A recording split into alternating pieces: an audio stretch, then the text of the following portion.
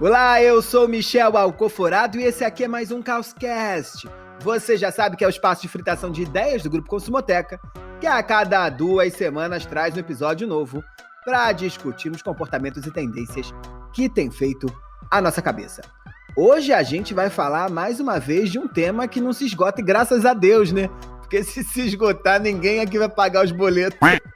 A gente vai falar de consumo, rapaziada, é isso mesmo. A gente já tratou aqui de consumo na era do corona, da cultura cashback, e hoje a ideia é falar sobre um dos temas mais pedidos por vocês, que é aquela loucurinha do consumismo, consumir menos. Será que a gente pode fazer isso? Dá conta, não dá conta? Dá conta em tempos de corona? Compra isso, compra aquilo? Eu não sei. Mas é por aí que nós vamos hoje. Já faz um bom tempo que a gente vem ouvindo que o planeta não aguenta mais. Terremoto, tsunami, chuva ácida, segunda-feira negra, é uma loucura toda. E todo mundo, quando pensa nas origens desse problema, leva em consideração a atividade de consumo do mundo. Essa é uma discussão que entrou ainda mais no radar com a crise mundial da Covid-19 e, surfando nessa onda, volta e meia aparece alguém por aí dizendo que o consumismo vai acabar e que seremos um mundo belo, consciente, todo mundo bonitinho, só comprando coisas veganas, dormindo em lençóis veganos, vestindo sapatos veganos e vivendo em casas veganas. Mas será que isso vai acontecer mesmo? Faz sentido? Bem, antes de entrar nesses conceitos todos, eu queria dar aqui um salve. Um salve aos meus colegas de firma, de podcast, a grande Marina Roale, que é líder lá de pesquisa do Grupo Consumoteca, Tiago Faria, que é especialista em antropologia visual, e Rebeca de Moraes, que você já sabe, é a nossa tropicalizadora de tendências. Como sempre, eu começo hoje com aquela perguntinha, que é uma perguntinha clássica, né? Pra gente começar aqui no Esquenta. Qual é o ponto fraco de vocês na hora de comprar, hein? O que faz sair aquele demônio consumista de dentro do coraçãozinho de vocês e fazer com que vocês queiram comprar? Tiago, teu calo, o demônio começa aonde pra você, hein? Menina, você sabe que eu admiro tanto quem consome pouco, quem é mais mínimo, assim, é essencial, mas a minha alma, ela é barroca, ela gosta de um rococó. Então eu tenho muitas crises de descontrole, mas acho que eu tenho uma tríade principal, que é gastronomia e birita, coisa para casa, tipo decoração e artigo de cozinha, eu sou louco, e brusinha, eu amo comprar roupa.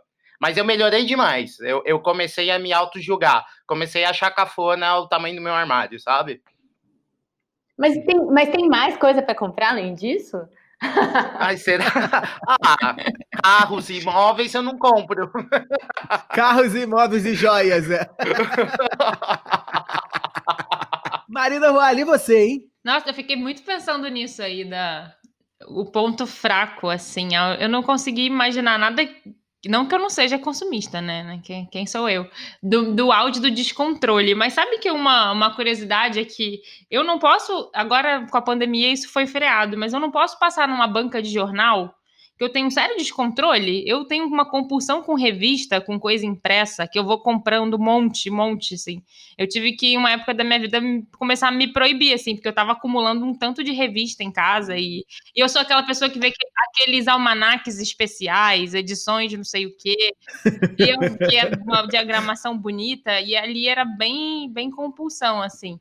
Mas eu acho que, saindo, assim, dessa coisa mais particular, eu acho que tem uma coisa com roupa, que não é no excesso, mas que eu gosto muito de comprar e que eu gosto muito de acompanhar muita marca. Quantidade de caderninho, você também tem compulsão, né? Porque você...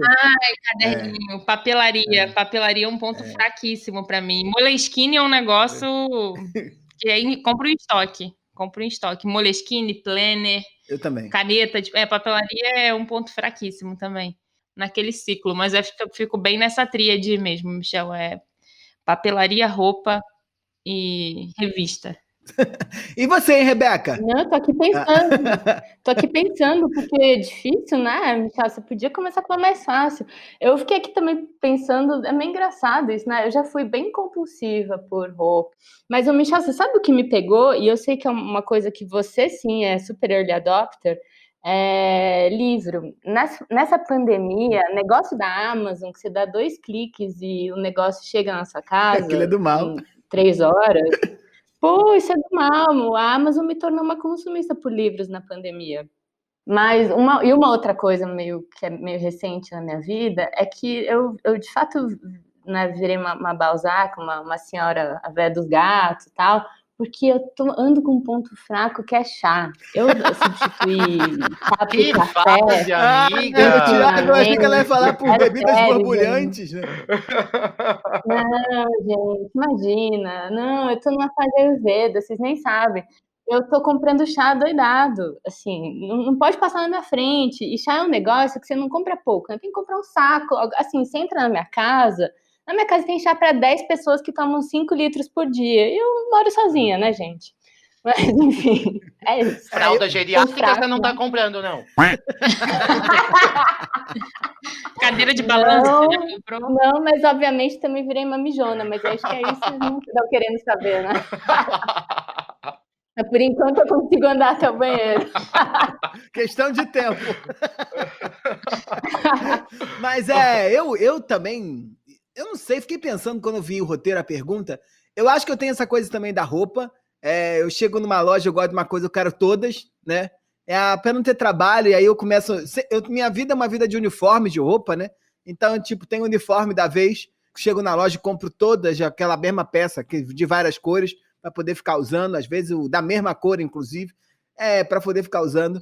Mas, em relação a livro, eu também sou compulsivo, já é mais do que claro, mas eu não sei, fiquei pensando se essa pergunta não tem um quê.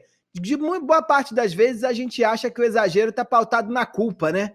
Eu falei, eu não tô culpado, né? Eu compro lá aquele monte de coisa, não fico culpado, não. E livro também não fico culpado. Compro livro já sabendo que não vou ler. Porque no dia que eu aceitei isso, foi muito melhor. Porque aí eu posso comprar só para enfeitar a estante, posso comprar só porque eu quero ter, posso comprar para montar coleção, posso comprar porque eu quiser. E da Amazon, Rebeca, é muito doido, porque eu tenho uma compra muito diferente na Amazon da livraria. Na Amazon, para mim, é uma compra muito pragmática, sabe? Eu vou enchendo meu carrinho, uma hora, quando eu tenho dinheiro, aparece o dinheiro e o carrinho tá lá, eu compro e chega a caixa, sabe? Com 10. Agora, a livraria, para mim, que é do mal. Porque, como diria Beatriz Ramires, eu vou na livraria como quem vai no mercado, né? Então, eu vou pegando os livros como se eu estivesse no mercado. E aí eu saio gastando demais às vezes. Mas não sei. Não sei se eu vejo isso como um problema, não. Eu acho que essas coisas, elas estão sempre quando a gente compra sem perceber que está comprando, né? E isso aí dá tema para psicanálise. O consumo é meio maldito, né? Porque eu acho que tem uma beleza no consumo que é um certo interesse pela vida, pelas coisas. Acho a coisa mais feia quem tem e não gasta, sabe? Acho que o consumo é um desapego pelo dinheiro em si, assim, é um interesse pela vida, obviamente dentro de limites de responsabilidade e tal, mas é um interesse por fazer parte, por construir símbolos, por construir imagens. Eu acho interessante, eu acho que ele é muito maldito, o consumo. Eu acho que se a gente puder pensar um pouco com a psicanálise aqui, acho que quando a gente quer muito comprar uma blusinha nova, a gente tem um pouco a sensação de que não vai poder viver sem ela, né? E que quando a gente tiver a blusinha, a gente vai ficar muito gato, gostoso, vai arrasar por aí, de que a gente vai ser completo, né? E eu acho que essa é uma busca humana, né? Pensando na blusinha como um objeto do nosso desejo, a busca por objetos é o que está na gente sujeito, né?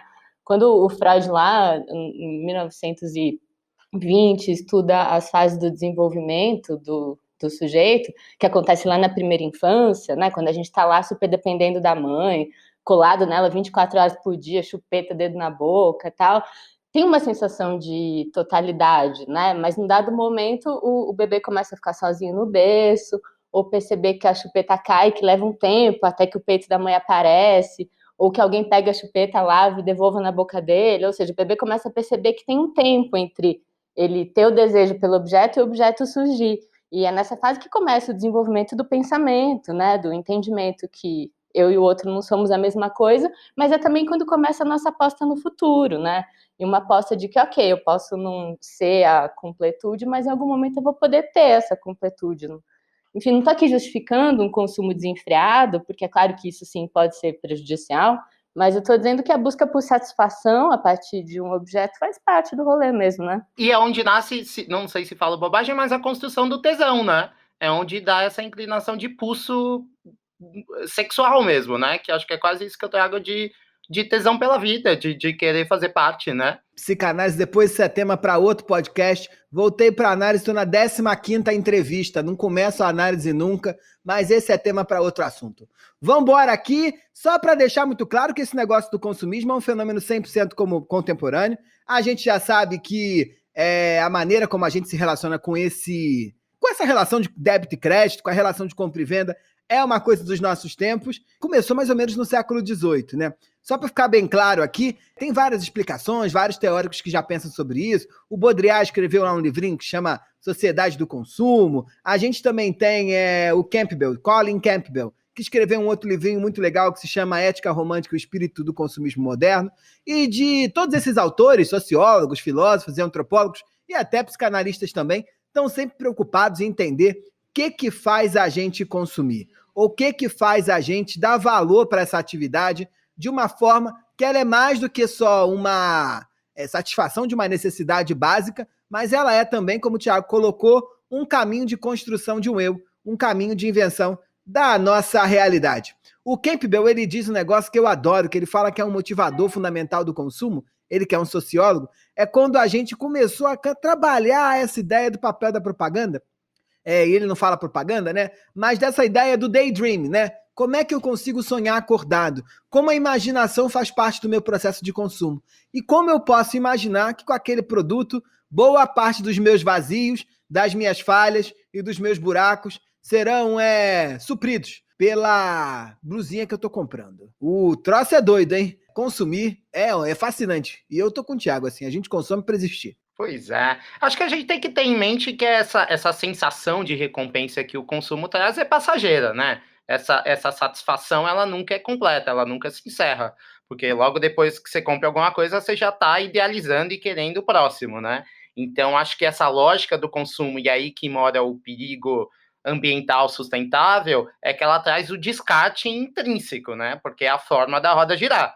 O desejo é um poço sem fim nesse sentido. E por mais que a gente seja mais ou menos crítico a ele, acho que fica claro que o consumo é um modus operandi que atinge todo mundo. Faz parte de como a gente vive nesse mundo, né?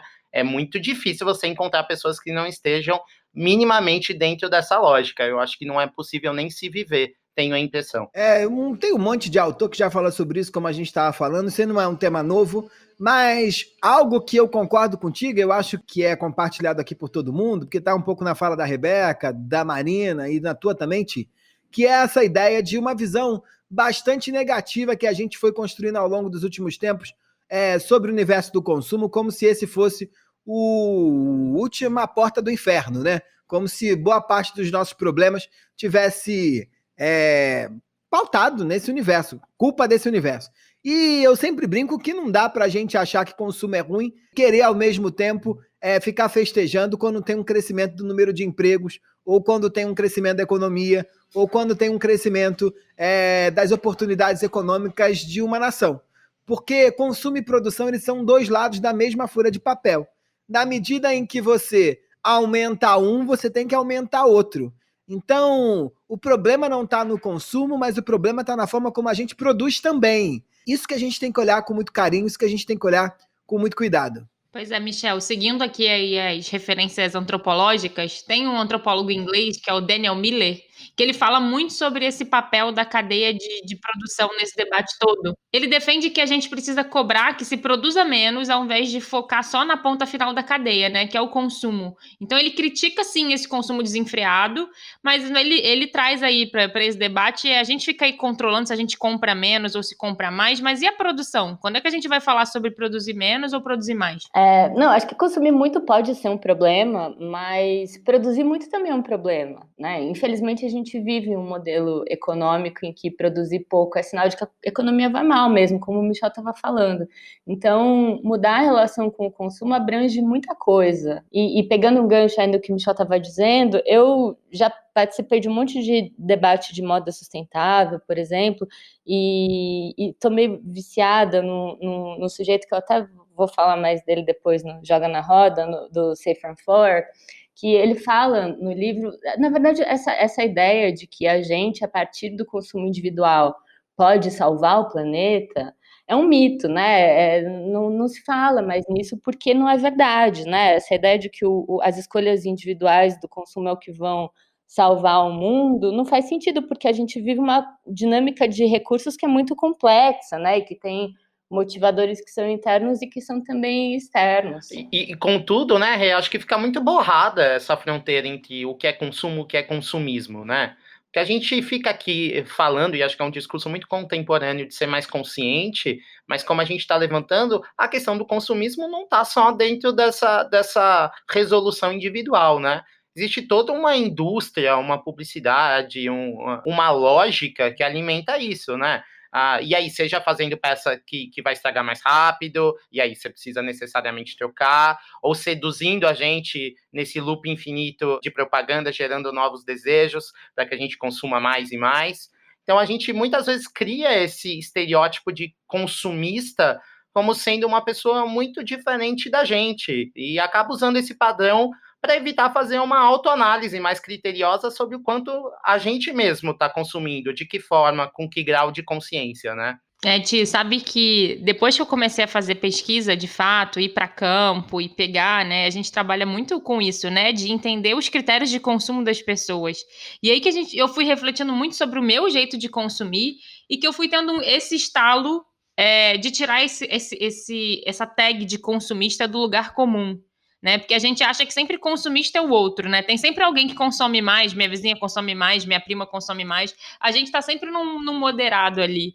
E me marcou muito, foi um dos primeiros campos de pesquisa que eu fiz, na época que Michel Alcoforado ia ali, ó, do dia a dia do campo, estava aprendendo ali com ele a fazer entrevista.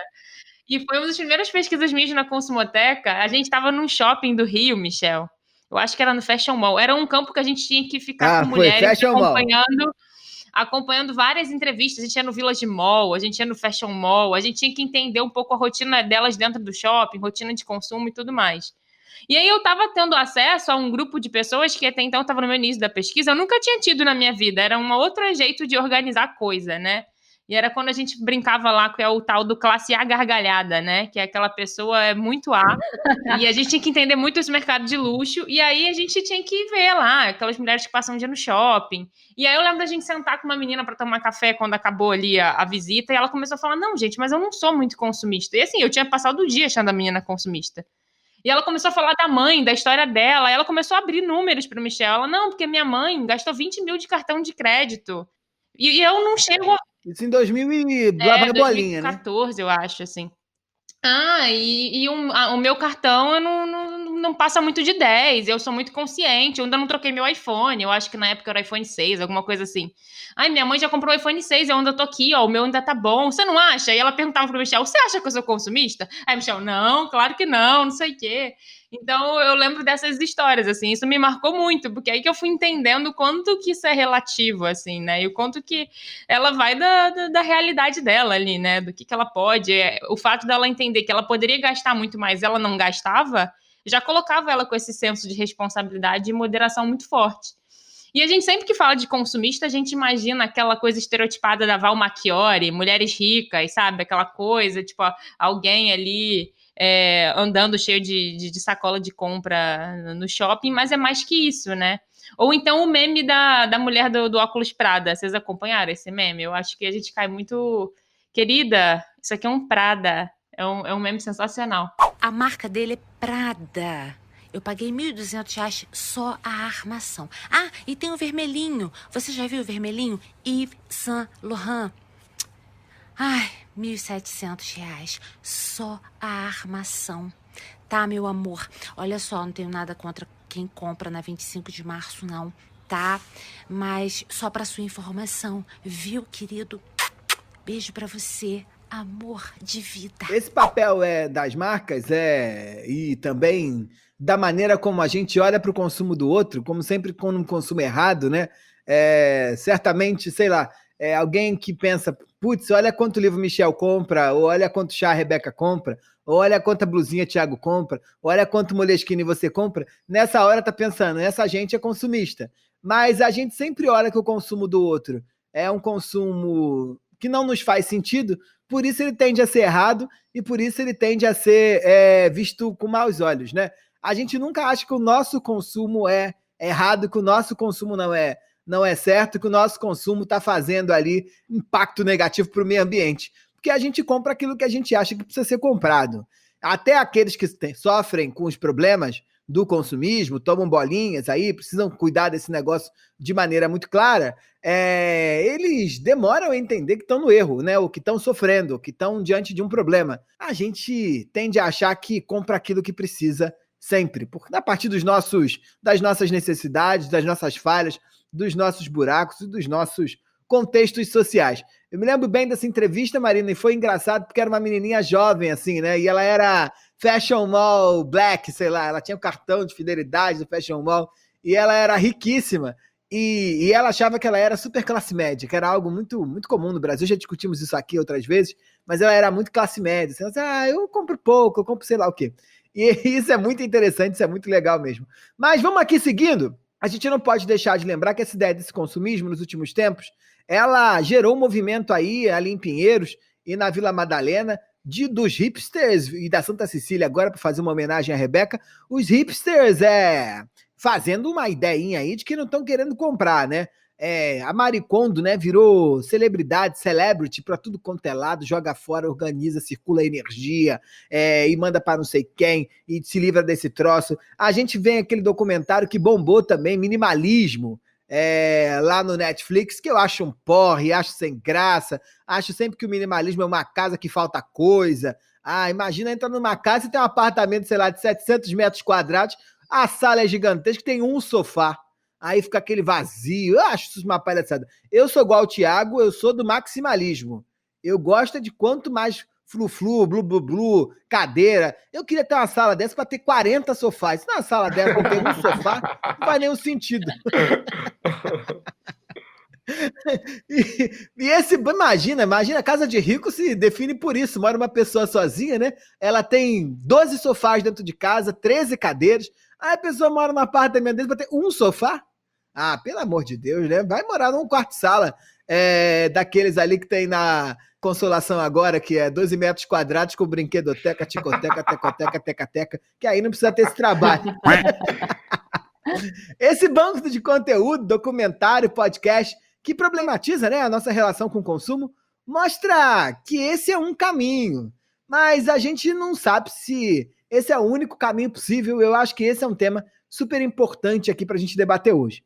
Já faz um tempão que a gente vem discutindo um pouco sobre essa coisa de consumir menos, de outros aí falando de low consumerism, e mais um monte de corrente que tá na moda, de gente que deixa de comprar não sei o que, compra não sei o que lá, compra vegana, aquela coisa toda. E o mundo tá mudando. Porque lá em Itaquera, lá na casa da minha mãe, lá na minha avó, isso aí não faz muito sentido. Pois bem, Marina, se tem mudança de comportamento, tem nome aos bois, né? O boi. Nome aos bois.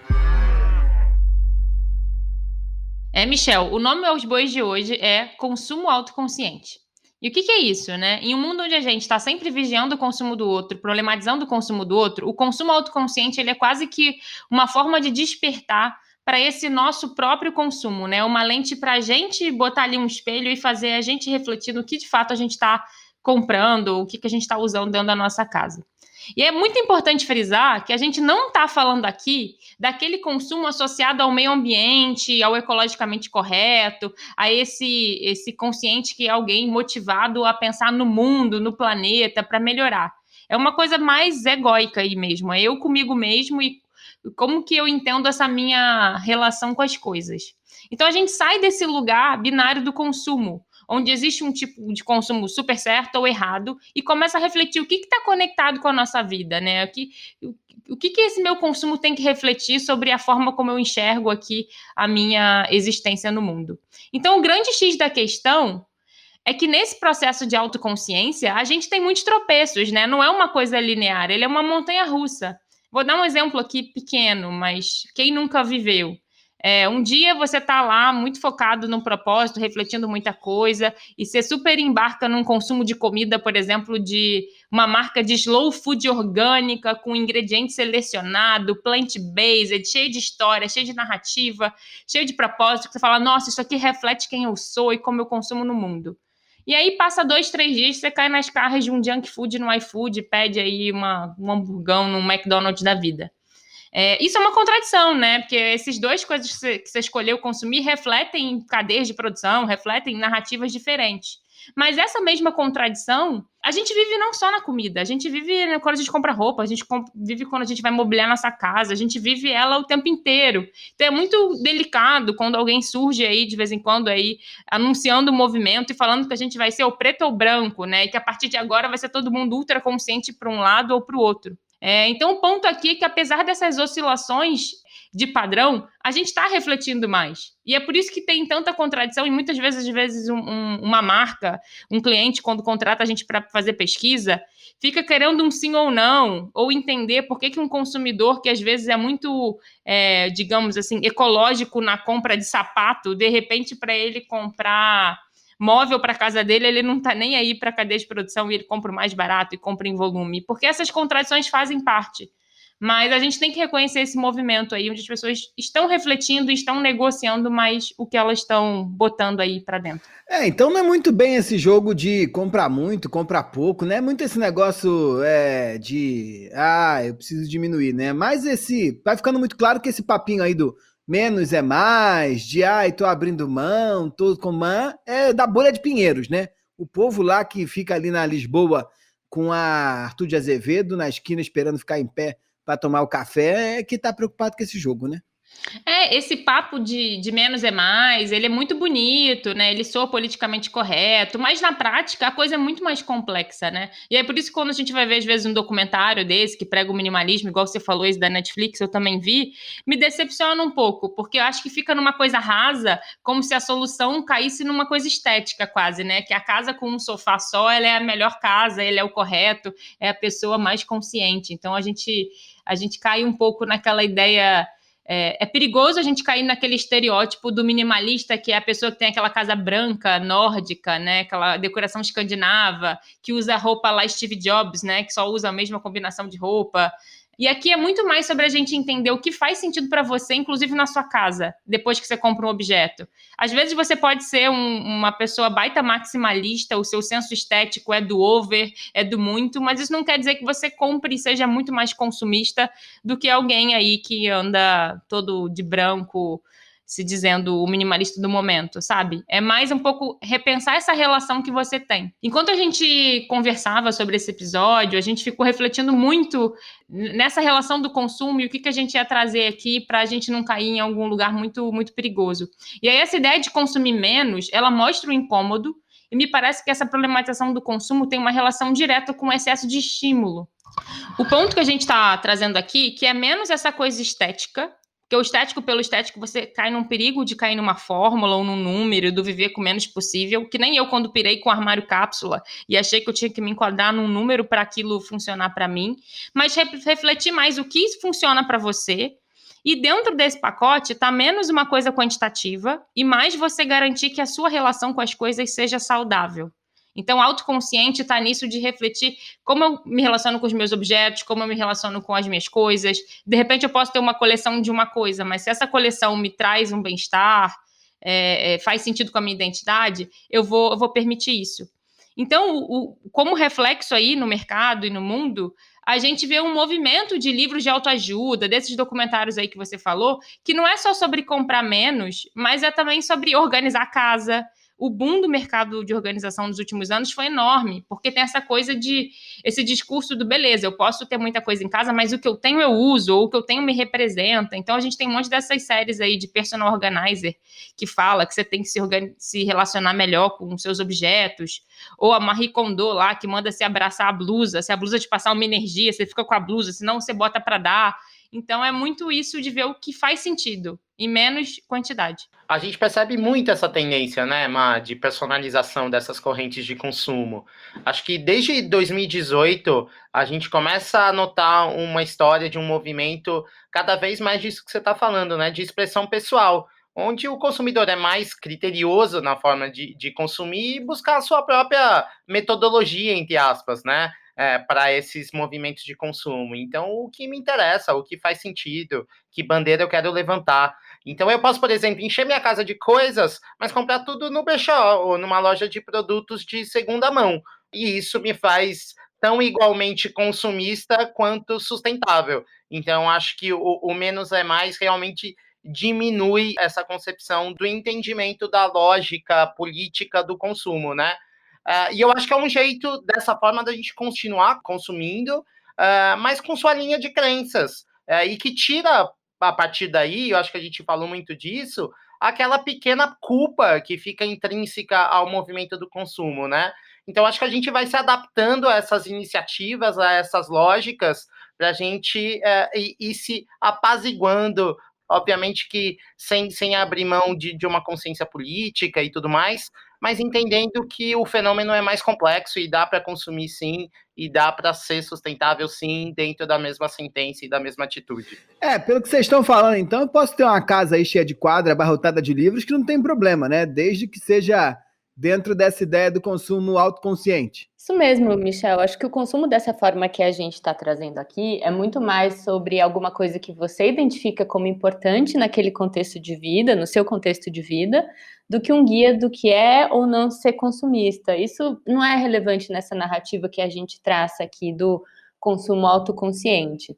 Mas falando aqui um pouco de tendência, de fato existe uma corrente aí de se apostar nesse menos é mais, que é tal tendência do minimalismo, né, que a gente já até falou aqui no começo, quando a gente citou o filme da Netflix, né, dos minimalistas.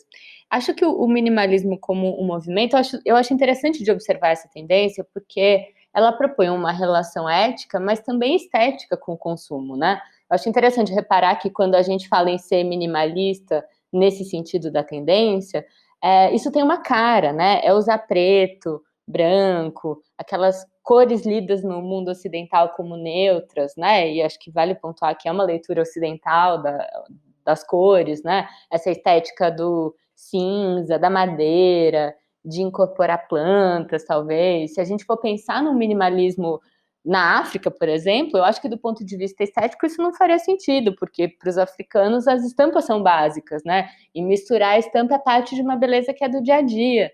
Então, às vezes, quando a gente pensa no minimalismo, a gente está pensando numa estética que é europeia, às vezes, né? Ou, nesse caso aqui, especificamente desse minimalismo, até nórdica, né? Então, acho que a gente tem que ponderar também do que a gente está falando quando fala desses movimentos e em que contexto eles fazem sentido. Acho que a gente também pode falar um pouco de uma pegada até mesmo elitista, às vezes, que esse minimalismo apresenta, né? Um exemplo super claro disso foi aquele vídeo da Vogue com a Kim Kardashian, em abril do ano passado, em que ela mostrava a mansão de 60 milhões de dólares na Califórnia, que ela mora, e que ela descreve como um mosteiro minimal ali, né? Minimalista, que é uma casa inteira vazia, né? Enfim, vazia entre muitas aspas, né? Porque não tem quadro, não tem vasinho, não tem esses penduricalhos aí que toda casa costuma ter. E é tudo branco, cinza, em tons pastel bem clarinhos. Então, isso mostra que menos é mais, muitas vezes é mais atraente quando você tem muito dinheiro. E eu uso isso para dar um ar de elegância. É claro que não dá para dizer que a Kim Kardashian está querendo consumir menos produtos quando ela adota uma estética dessa, né? Total, Rê. E eu acho que é isso que me incomoda um pouco nessa questão do minimalismo, que me parece um conceito de logradouro, né? Porque eu acho que a gente vive numa sociedade forçosamente minimalista. Tem muita Dona Maria no Capão Redondo que é mínima por falta de opção. Então, eu acho que o minimalismo é quase uma escolha estética, mesmo senão a gente falaria de fato de uma sociedade minimalista que não tem poder de consumo como a nossa. Mas seja como for, eu acho que me parece que existe muitos gatilhos diferentes que fazem a gente repensar o consumo, né? Alguns mudam o consumo por conta de ativismo político, outro por questões ambientais. Mas esse gatilho que você aponta aqui é algo de dentro para fora, né? É um movimento que se conecta com toda essa tendência de autoconhecimento e bem-estar. Acho que esbarra um pouco na coisa que a gente fala aqui reiteradamente do milênio, de customizar seu propósito, entender que tipo de consumo faz sentido para cada um dentro das suas perspectivas de vida, né? Pois é, Ti, e vocês sabem que todo episódio a gente traz aqui alguma conversa que a gente teve com alguém aí para sair da nossa bolinha aqui, para trocar um pouco, né, ver como outras pessoas enxergam esse tema. E um desafio que a gente teve, a gente ficou muito pensando aí, vamos conversar com alguém que fala isso, que de alguma maneira vive essa relação de um consumo autoconsciente. A gente tem muitos influenciadores minimalistas hoje, né, que estão pregando, ensinando regras e fórmulas, 4 passos para cortar coisas, para ter uma casa toda branca e toda diferente. Então a gente fugiu muito desse lugar. Mas tem um casal que chamou muito a nossa atenção, e eu acho que eles têm um conteúdo super bacana, que é a Dayana Bocara e o Léo Longo. Juntos eles formam o duo Couple of Things. O arroba deles é @Couple of Things no Instagram. Vai lá, eles fazem um conteúdo muito bacana, e não é só sobre isso, eles fazem vídeos criativos e fazem várias narrativas interessantes sobre o cotidiano. E em 2015, eles ficaram muito famosos, porque em 2015 eles se desfizeram de tudo que tinham e partiram com 2 malas para rodar o mundo, gravando um projeto de videoclipes pelo mundo. E todo o gatilho aí que startou esse processo foi eles, em algum momento, tendo conversas e revendo a vida que eles tinham. Os 2 trabalhavam com produção de televisão, o Léo trabalhava com área de edição de vídeo e produção de videoclipe e tudo mais. E eles tinham alcançado ali uma narrativa, um status do que eles entendiam como bem-sucedido. Eles tinham muitas coisas, mas eles sentiam que manter essa vida e manter essas coisas todas não levava eles para a vida que eles queriam. Então tinha essa relação do qual é a coisa que eu quero ter. Assim, então tinha essa coisa de qual é o estilo de vida que eu quero ter e qual é a relação que eu quero ter com as minhas coisas.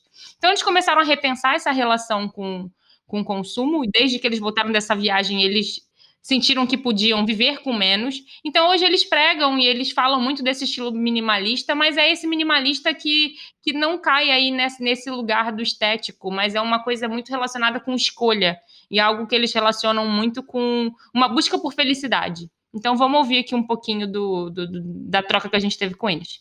Pra gente, uma vida minimalista significa uma vida reduzida na quantidade de recursos, de coisas e de esforços para potencializar nossa produtividade e nossa qualidade de vida. Nossa, tem muitas formas de se começar a querer, a viver uma vida minimalista. Primeiro de tudo é querer. Eu acho que começa com isso, é querer diminuir a quantidade de coisas que você tem. A gente, às vezes, recebe feedback de pessoas que acabaram sendo impactadas por coisas que a gente produz e que repensaram a forma de consumir ou de ter. Então, tem uma amiga que resolveu tirar todas as calças do guarda-roupa e contar quantas calças ela tem. E ela chegou a uma soma de 33 calças. E ela olhou para aquilo e ela falou, caramba, eu tenho calças demais para dias de menos, não preciso de tudo isso, vou diminuir. Então eu acho que são pequenos passinhos, focar em uma coisa por vez, porque senão a vontade de se tornar minimalista se torna, na verdade, um grande problema e uma ansiedade, né? Eu acredito que é uma coisa por vez. Então vamos falar de guarda-roupa? Vamos diminuir a quantidade de coisas que a gente tem e que a gente não usa? Então esse é o primeiro passo. Acho que roupa é o primeiro passo para entender o conceito do viver com menos. E a outra coisa é escolher em qual história você quer acreditar. Se você quer acreditar que quanto mais coisas você tem, mais confortável você fica, ou se você quer acreditar na história de que quanto menos coisa você tem, mais tempo você vai ter e menos gasto para sustentar aquela vida você vai ter. Você tem que escolher uma história e é isso. Então, para quem quer fazer, se já tomou a decisão de querer, é escolher em qual história acreditar e tentar, aos poucos, desassociar o prazer de ter à necessidade de ter, que são coisas bem diferentes. Enfim, o que eu acho interessante aqui do discurso deles é não impor aí essa visão de mundo, mas pensar nisso, né? Qual é a história que você quer escolher para você? O Léo fala muito disso, inclusive no TED deles, eles falam um pouco sobre essa escolha de consumo que eles fizeram, e eles falam sobre ter pouco para eles significa poder correr mais risco na vida, né? Então essa troca aí que eles fazem quando eles pensam em consumo. E acho legal isso, assim, esse consumo autoconsciente é que cada um pensar qual trade-off você quer aí fazer com a sua relação com o consumo. Eu acho que tem uma coisa interessante aí, me parece, Mar, que a gente tem uma tendência a pensar o consumo do consumo do ponto de vista táctil, e me parece que a experiência não deixa de ser consumo, né? Sim, muito. Viajar é consumo, né? Exatamente. Sim. São opções de consumo, não de não consumo, né? E a gente está exaurindo também na experiência recursos humanos, né? Que é algo que a gente, às vezes, esquece de chamar a atenção também, né? Nós temos que nos preocupar com os planetas, mas quando você, sei lá, vai fazer massagens... As tântricas eu acho que deve ser bom para os dois, eu não entendo nada disso. A massagem com, sei lá, tailandês, sei lá, um troço desse que a mulher está lá 25 horas massageando 45 pessoas por dia, também tem um custo humano aí que precisa ser pensado também, né? Toda vez que a gente vai num show, tem um custo humano ali que está posto também. E a gente tem que parar de achar que o consumo de experiência é melhor, é pior, é diferente, sei lá o que é, do consumo de coisas, né? Essa coisa de tentar colocar os outros sempre ligado ao mal e a gente sempre no território do bem é sempre um problema enorme. Eu acho que o consumo é complexo demais para a gente tentar ficar nessa binaridade de volume, né? De compra 10 ou compra 1. Porque é isso, e se o 1 que você compra foi feito com mão de obra análoga à escrava, ou se a mesa, que é a única que você comprou em 20 anos, foi feita com madeira que foi retirada de uma floresta em que não podia retirar madeira, sabe? Acho que são tantas camadas que é bobagem a gente ficar nessa coisa binária do volume, né? Do tátil, como o Thiago falou. Besteira.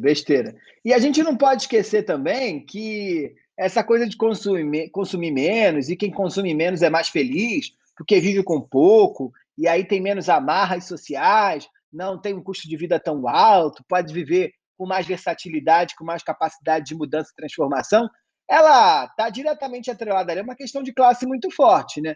Para quem tem menos, o Thiago estava colocando ali, né? Para quem tem menos por necessidade, não é cool, né? Não é legal, né? A pessoa tem porque lhe falta, ela não tem por conta de uma escolha. Então esse debate aqui é denso pra caramba, talvez tenha que precisar até de um episódio para a gente começar a discutir essas questões de classe e como é que isso pensa e afeta o consumo de uma forma diferente. Mas eu acho que vou fazer uma outra problematização aqui, que eu estou vendo aqui em Pissinguaba, que é muito interessante, e é uma coisa que o Eduardo Viveiros de Castro fala muito, né? Ele diz que quando você entra nessa onda bolsonarista aí de tentar tirar os índios do lugar onde eles estão para poder inserir eles na sociedade dos brancos, você gera uma máquina de produção de pobre, né? Eu estou aqui em Pissinguaba e é interessante ver que tem várias pessoas aqui que não têm um trabalho formal. Elas vivem de pequenos bicos, sabe? Como não tem coleta de lixo, tem que levar o lixo lá longe. Aí tem um cara que pega o lixo. E, assim, vive desses pequenos biquinhos cotidianos. Como tem muitas casas que são no alto, eles levam, às vezes, as compras do povo lá no alto. E aí ganha 10 reais aqui, 10 reais ali. E esse é o trabalho, as pessoas vivem disso. E elas não são pobres, né? Porque elas estão inseridas em outro contexto socioeconômico e sociocultural. Elas vivem de outro jeito, né? Ninguém aqui... Você não anda pela vila, o Thiago já esteve aqui, e acha que as pessoas são pobres. Elas são caiçaras, elas são de outro jeito. Não sei se você reparou isso, Thiago. Sim, sem dúvida, sem dúvida. E de pobre não tem nada, mas se a gente for fazer um descritivo etnográfico, talvez pareça, né? Se for fazer um descritivo, pareça. Mas eles não são igual os pobres de São Paulo, né? Porque eles não estão inseridos dentro dessa máquina de consumo. São pessoas que às vezes têm menos do que alguém talvez que vive na periferia de São Paulo tem, mas nem por isso estão categorizadas como pobres, porque a falta não lhes define como é um pobre de periferia clássica de uma grande cidade. Bem, já fizemos aqui tudo o que precisávamos dizer, estamos caminhando aqui para o Dica de Ouro.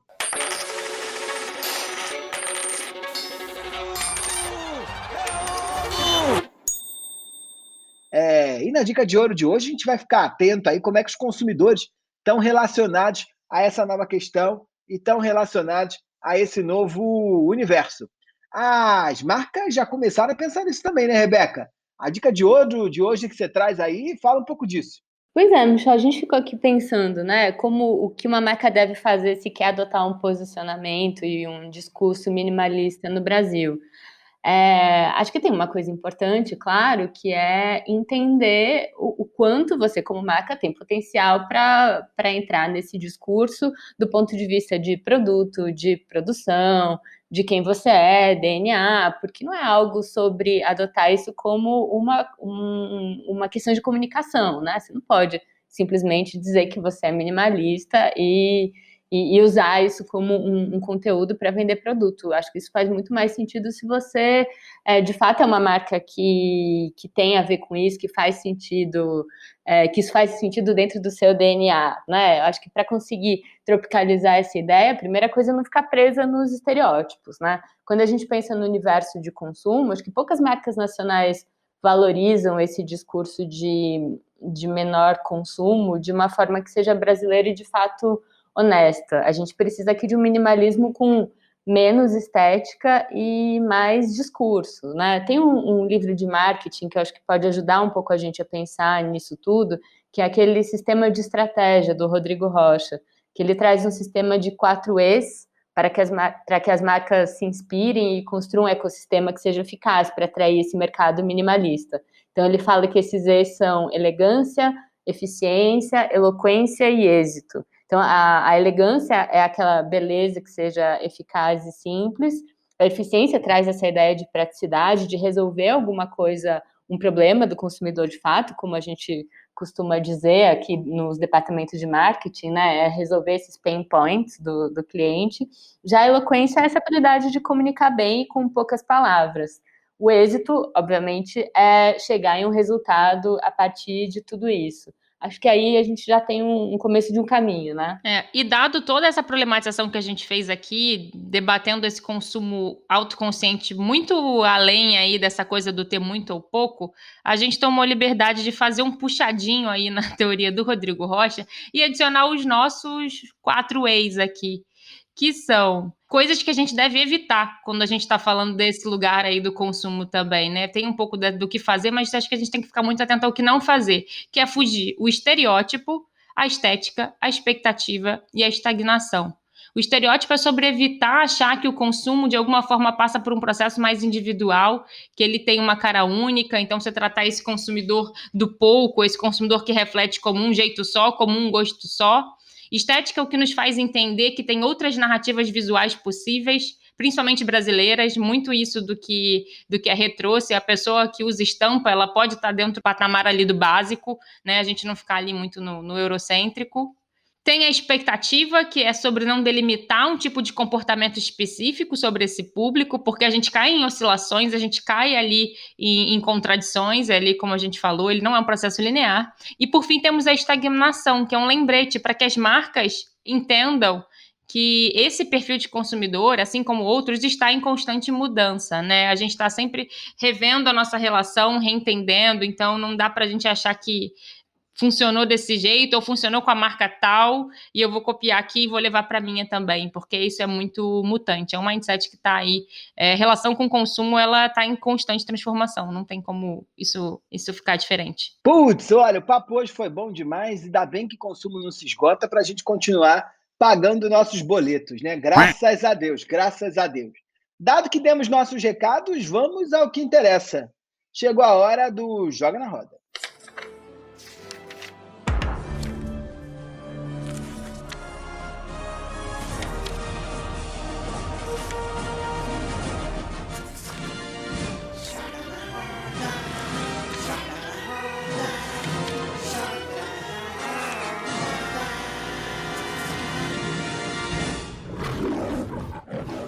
Joga na roda, Thiago, que trazes? Oi, Michel, hoje eu vou trazer um livro, que é O Luxo Eterno, do Lipovetsky. Ele faz uma imersão um pouco nesse... Temos aqui duas fãs, né? Temos aqui duas fãs, É que ele é publicitário também, que nem eu. Eu não lembro, eu já tinha trazido, mas publicitário, tudo é fã de Lipovetsky. Rebeca de Moraes, que no publicitária não é, também gosta. Eu trouxe, eu acho. Eu trouxe algum livro dele já também, mas não foi esse não foi esse não. Então é bom, tá? Eu gosto, eu acho que eu comecei a ler sobre consumo lendo Lipovetsky, provavelmente. Bom, mas desse livro, particularmente, o Lipovetsky, ele faz uma imersão no universo do supérfluo. Então, o ponto de partida dele é a constatação de que o consumo de bens luxuosos nunca foi tão grande, mas sempre esteve presente nas culturas humanas. Então, para entender esse fenômeno, ele traz uma arqueologia histórica desses bens, desde os elementos sagrados das tribos indígenas, passando pela antiguidade, pela renascença, até os grandes conglomerados das marcas de luxo atuais. Acho um livro interessante para a gente entender um pouco os mecanismos de produção do supérfluo, do luxo, perpassando aí essas questões de consumo. Legal.